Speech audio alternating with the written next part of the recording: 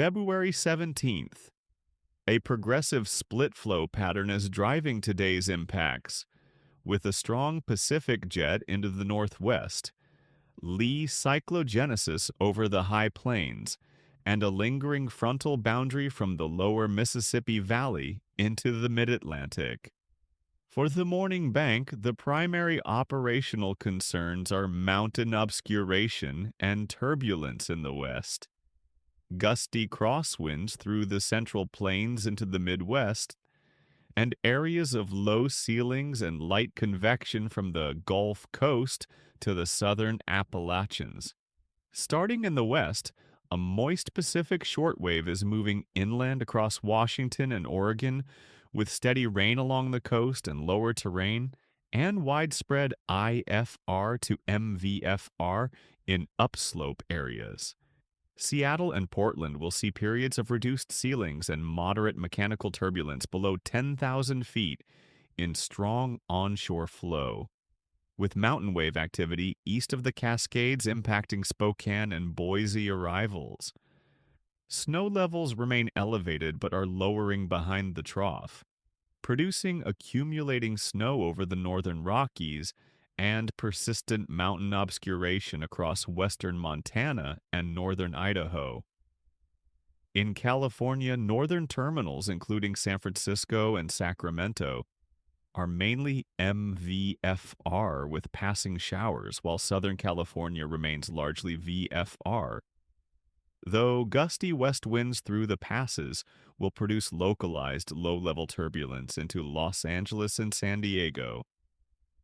Across the Rockies and High Plains, deepening surface pressure in eastern Colorado and western Kansas is tightening the gradient. Expect widespread gusts 30 to 40 knots from Denver and Colorado Springs east through Wichita and into western Kansas, with areas of blowing dust possible in open terrain. Moderate turbulence is likely below flight level 200 in the lee of the Rockies. Moving into the central states, a quasi-stationary boundary from North Texas through Arkansas into the Tennessee Valley is focusing scattered showers and embedded thunderstorms. Coverage is not solid, but Memphis, Little Rock, and Nashville may see brief IFR in heavier cells and localized gusty outflows. Farther north, Chicago, Indianapolis, and Cleveland sit on the cool side of the boundary with prevailing MVFR ceilings and occasional light rain, limiting recovery rates during peak arrival pushes.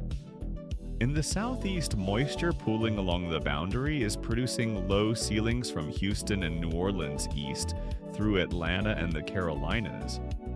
Expect IFR to low MVFR at times this morning, with gradual lifting in some areas this afternoon, but convection redeveloping along the sea breeze and residual boundaries over Florida may produce tempo restrictions at Miami, Tampa, Orlando, and Jacksonville.